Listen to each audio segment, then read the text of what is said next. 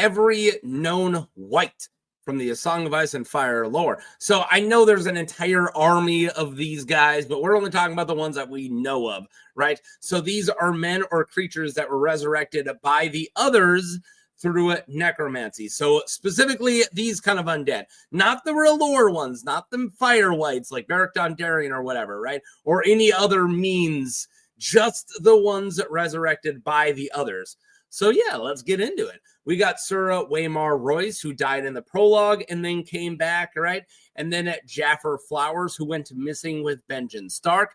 And then when he was resurrected, he killed Jeremy Riker and 4 other men at Castle Black. And then Othor, who was also with Benjen, and he was brought back with Jafer, and he was slain by Jon Snow and Ghost. And then Chett, who was killed at the Fist of the First Men, and almost killed Samwell Tarly before Cold Hands showed up and saved Samwell.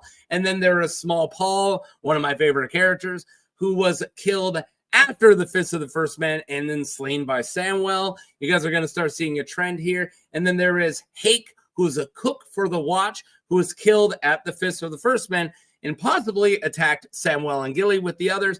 But we're not sure if this was Hake. It just looks like Hake, but yeah, we're pretty sure. And then Lark, the Sisterman, who was killed at the Fist of the First Men and attacked Samwell and Gilly. And he was attacked by a swarm of ravens, which is pretty sick.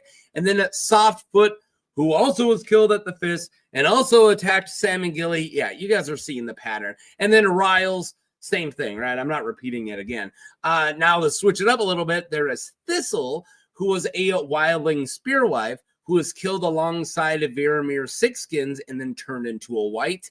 And then the most tragic, in my opinion, was Torwynd the Tame, who was the son of Tormund Giantsbane. And then after he died and got resurrected, his wight had to be slain by Tormund Giantsbane. So he had to kill his own resurrected son.